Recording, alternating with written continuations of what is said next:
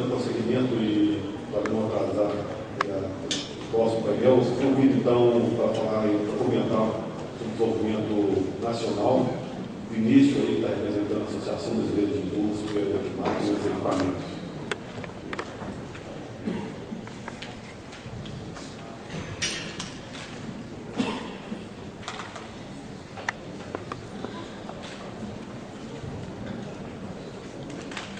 Bom, boa tarde a todos. Vou quebrar um pouquinho o protocolo aqui e agradecer, né, não a uma entidade ou outra, mas agradecer a todos de uma só vez. Meu nome é Vinícius Melo, eu sou engenheiro agrônomo, trabalho na empresa Valmont, fabricante dos equipamentos Valley, né, os robôs centrais. Hoje eu estou aqui para falar em nome da ABIMAQ. Eu fui contaminado com esse vírus da irrigação há uns 5 anos e hoje conheço muito das pessoas que estão aqui dentro. Então, eu estou fazendo uma apresentação para muitas pessoas que eu posso chamar de amigos, né? E na irrigação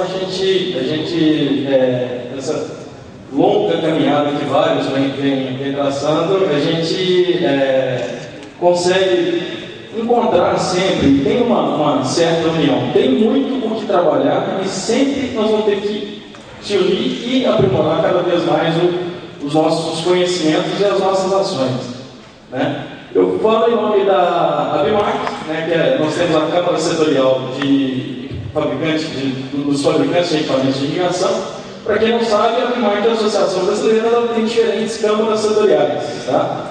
Então, existe a Câmara Setorial de Implementos Agrícolas, né, da indústria, da fabricação de máquinas pesadas e tudo mais. E nas reuniões da plenária nacional, né, o Alfredo, nosso presidente que está aqui, ele até fala que quando vai para uma reunião dessa tem que ficar encolhido, porque todos os outros setores falam que o negócio está ruim, que a coisa está complicada, o mercado está difícil. Agora, as câmaras que são ligadas ao setor do agronegócio, né, todos estão satisfeitos e falando de ampliação. Isso mostra a força do nosso mercado agrícola, né, mostra a força do nosso meio rural, né? E os responsáveis por toda essa força somos todos nós, fabricantes, produtores, né, os trabalhadores do campo, acadêmicos, empresas e demais profissionais envolvidos na área.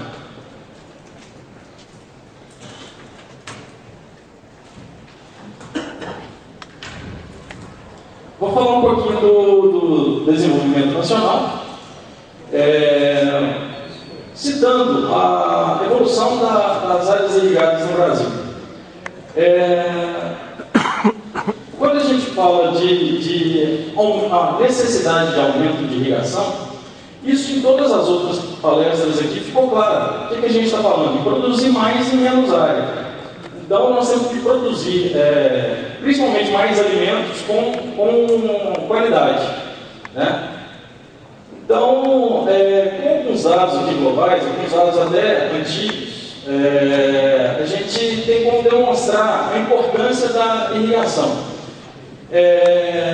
No mundo, 18% da área colhida é irrigada.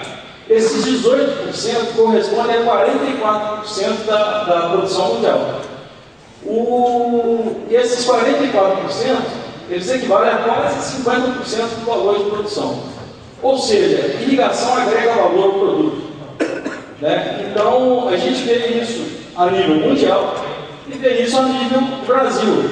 No Brasil, apenas 5% das áreas são irrigadas. Esses 5% são responsáveis por 16% da produção, que corresponde a 35% do valor da produção. Tá? Esses dados são de 2004. Como o doutor Evaristo falou aqui mais cedo, brilhantemente, os dados de agricultura eles são muito dinâmicos. Eu até fico chateado de não ter esses dados mais atualizados. A gente tem que trabalhar até nisso, uma questão de estatística para a irrigação. Se a gente falar do potencial brasileiro, né, segundo dados da FAO, os 2.000, que provavelmente também já estão defasados, a gente tem um potencial de quase 30 milhões de hectares para irrigar. Né? Então, a nossa fatia para crescer é muito grande. O Brasil tem uma responsabilidade de alimentar o mundo. E dentre essas formas de alimentar o mundo, a gente tem alguns tipos de irrigação que são mais utilizados aqui no Brasil. Eu vou falar um pouquinho de alguns equipamentos, afinal nós somos uma associação de fabricantes de equipamentos. Tá? Então, dentre os principais, nós temos os pivôs centrais, né, os carretéis, que são chamados de irrigação mecanizada. Né? Tem os sistemas de irrigação localizada, que tem o planejamento, os aspersores para aplicação geral, com um grande uso difundido na fruticultura. Hoje, esses equipamentos eles apresentam grandes inovações tecnológicas. Né? Os equipamentos de gotejamento hoje eles são muito diferentes daqueles equipamentos do passado, eles evoluíram bastante. A gente tem que sempre estar atualizando e buscando coisas novas, né? Para melhorar, para aumentar essa nossa produção. Né? Então, no Brasil, a gente tem a irrigação, há alguns anos atrás, ela ocupava uma grande área de áreas inundadas. E quando você chega lá no Rio Grande do Sul, quando a gente conversa na região lá do Ivo Melo, né, com a turma lá que planta arroz, muitas vezes você chega para um produtor e fala: você já irriga? Ele, não. Mas o que você produz? Eu produzo arroz. Mas arroz não é inundado, mas eu não irrigo não. Mas é porque é o seguinte, já virou uma coisa tão comum lá que muitos falam que não trabalham com irrigação. É também um tipo de irrigação. E também está evoluindo. Né? A técnica de inundação é bastante difundida no Rio Grande do Sul.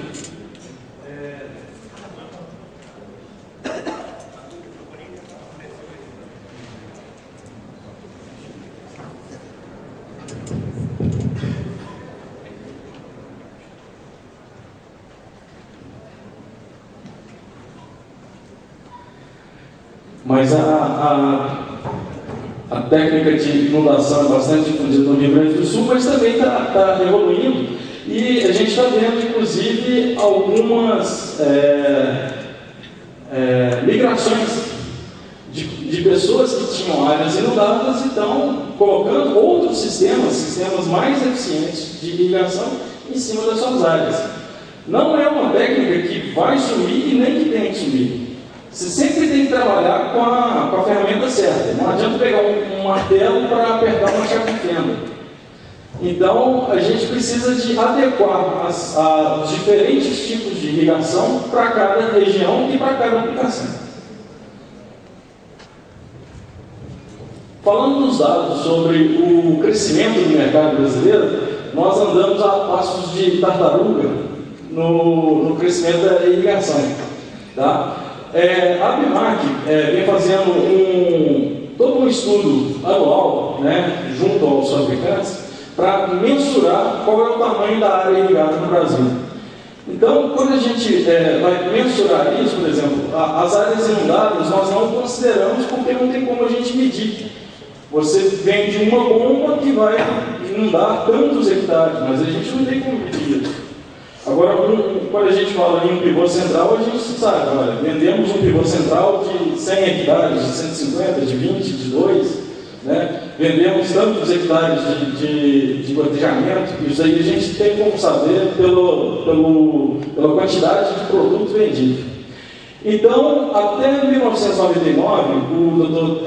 Demetrios Christofides, né, ele fez alguns estudos, e ele fez o levantamento da área total irrigada. Então nós pegamos esses dados, né, o trabalho sério do Demetrios, e cima disso aí, nós fomos somando, ano a ano, quanto que nós crescemos, né?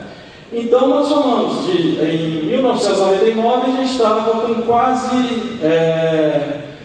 3 milhões de hectares, né, irrigados. Hoje, nós pulamos para quase 5. Né? Se nós vamos pegar ali os dados de 2012 foi um ano atípico. A insegurança climática está cada vez mais presente no nosso dia a dia. Então, ela é um fator determinante, lógico. As políticas agrícolas são determinantes, os incentivos na questão das leis ambientais, na questão do... esse tipo de discussão que nós estamos tendo aqui, os resultados, os planos diretores, tudo que está sendo feito contribui. Mas a tomada de decisão, muitas vezes, ela vai vir por uma necessidade. Né? O governo do Rio Grande do Sul, por exemplo, citando novamente, eles passaram por 5 anos de uma seca brava. Então, eles tinham que tomar uma atitude, né? E aí começaram a difundir mais outros tipos de irrigação. A Bahia, a região de Irecê, né, está passando ainda por um processo de seca muito grande. O pessoal da IBA está aqui, né, lá na região do Oeste Baiano, lá eles estão com um desenvolvimento fantástico, grandes projetos até faraônicos, porém reais, né, de 300 pivôs, de pivôs grandes áreas mesmo irrigadas, né?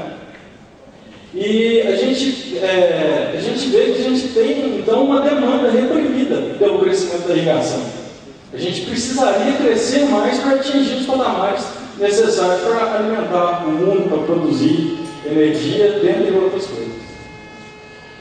Então, na questão do incremento anual, se a gente pegar aqueles dados, né, daquela tabela e jogar, vocês vão ver que tem algumas curvas significativas de aumento na venda dos equipamentos. Né? Em 2003, 2008 e 2012, nós tivemos um crescimento atípico, né? Muitas vezes vinculado a um plano econômico, vinculado a alguma questão de taxa de juros, acesso ao crédito, e vinculado também a algum processo de desburocratização. Tá? Agora, se a gente pegar esse crescimento anual e analisar essas curvas atípicas, se a gente colocar a área total irrigada que a gente está crescendo, é um crescimento linear, que é aquele outro gráfico lá. Então, nós estamos crescendo à medida que estamos abrindo área no Brasil. Só que o valor da terra também está crescendo. Hoje não é mais tão fácil comprar uma unidade de terra. Então, é como se a gente estivesse na cidade e começasse a precisar de construir prédios. Porque não tem como crescer para o lado, nós temos que crescer para cima. E a irrigação, ela proporciona exatamente isso. Se a gente pegar individualmente, né, cada tipo de equipamento de irrigação e fazer uma análise, né, nós vamos ver ali pivô central, carretel, convencional e irrigação localizada.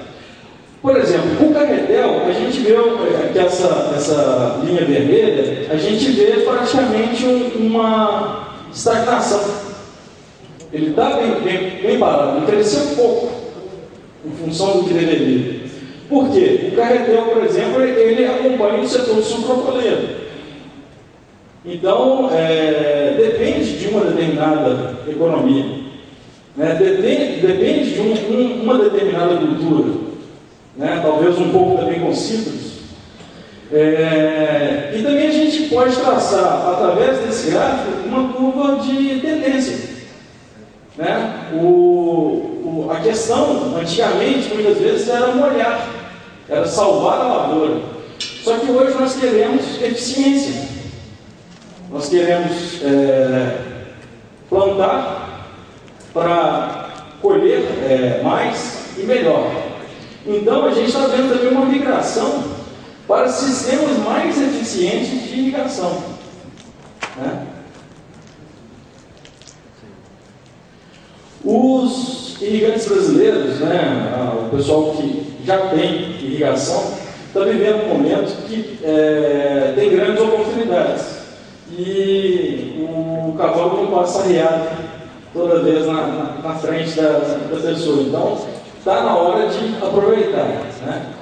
Esse ano, o Brasil pode se consolidar como um grande exportador de grãos, por exemplo, né? Para comparar, no ano de 2000, nós exportamos 18 milhões de toneladas de grãos. Em 2013, a previsão é de 57 milhões. Qual foi o resultado disso? Gargalos. Os portos não deram conta de escoar nossa produção. Nós precisamos de investir, né?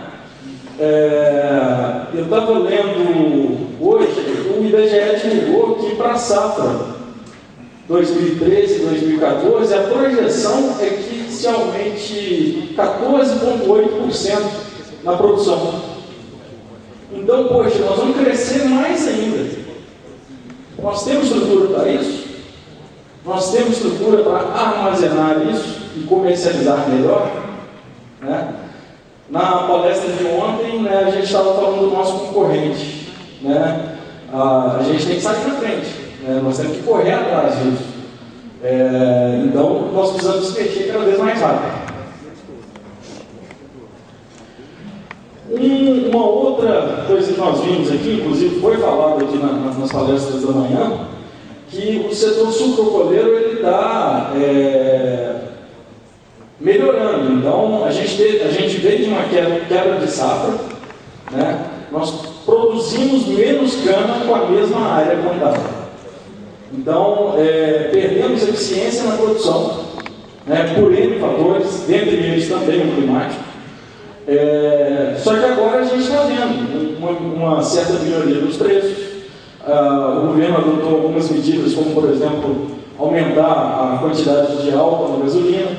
Então, a gente tem uma nova perspectiva para esse mercado.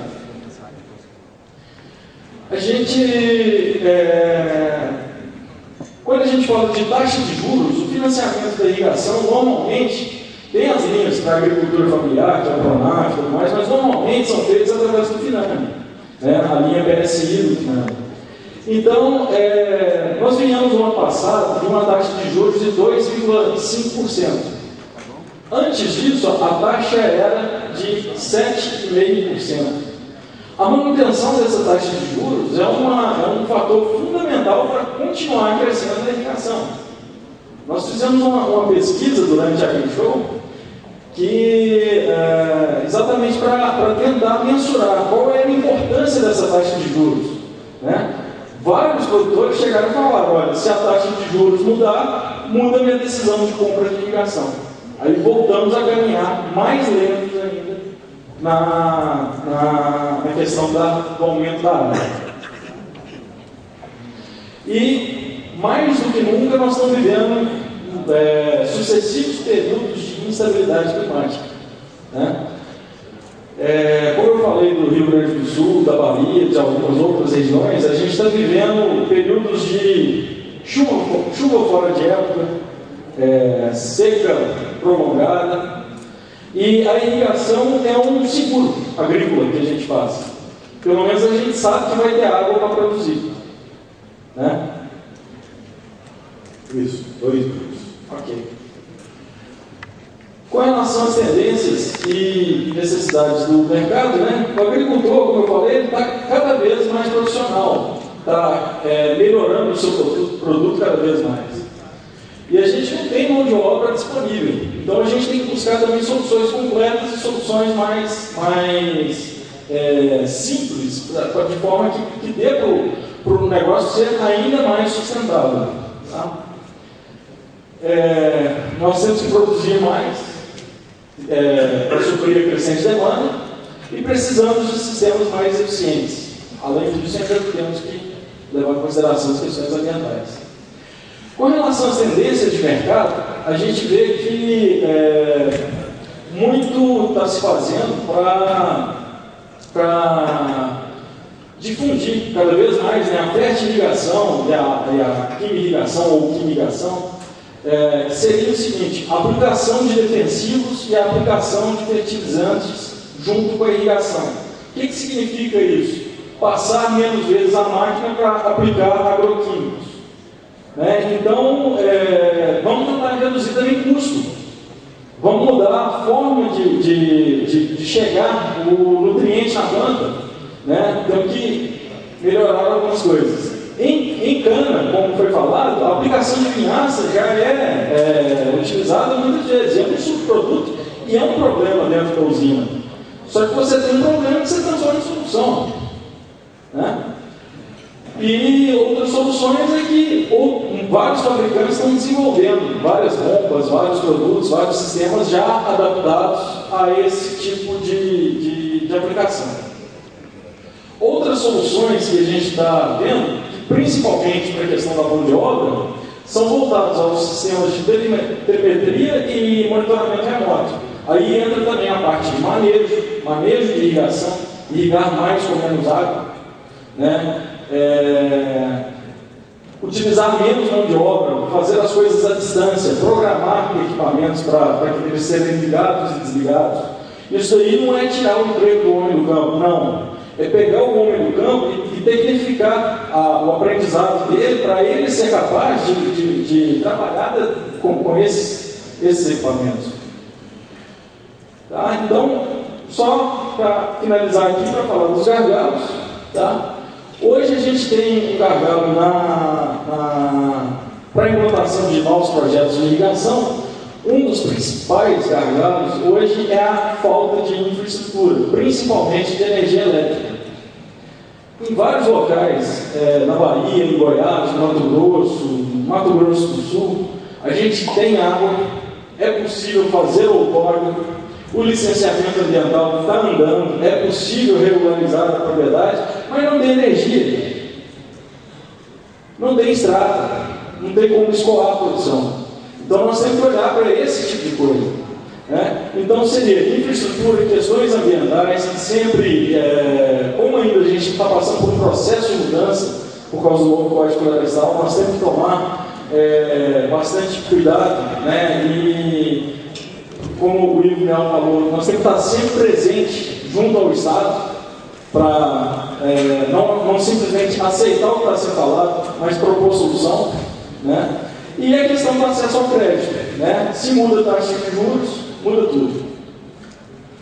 Alguns bons exemplos que a gente pode falar aqui: o governo do Rio Grande do Sul, quando passou o aperto, criou o programa Mais Água Mais Renda, que foi lançado no ano passado. Resultado: o aumento da área irrigada no Rio Grande do Sul está sendo espetacular. Hoje a gente já fala aí num mercado que antes era o patinho feio da irrigação, que era só por inundação e tudo mais. Não. Hoje é carro-chefe, visto com bons olhos, por todos os outros fabricantes. Todos querem estar atuando lá no Rio Grande do Sul. Então, só finalizando aqui, a questão do Mais Água Mais Renda agora virou lei. Então, o Rio Grande do Sul fez uma coisa boa e vai continuar fazendo, tá? Deixou de ser programa. E questão dos desafios globais, a gente tem a segurança alimentar, a sustentabilidade e a qualidade da produção. Eu não sei como vai ser a produção e o que a gente tem que aumentar, mas eu sei que as cores do local onde essa produção vai acontecer é verde, amarelo, azul e branco, que vai ser aqui no Brasil. Muito obrigado.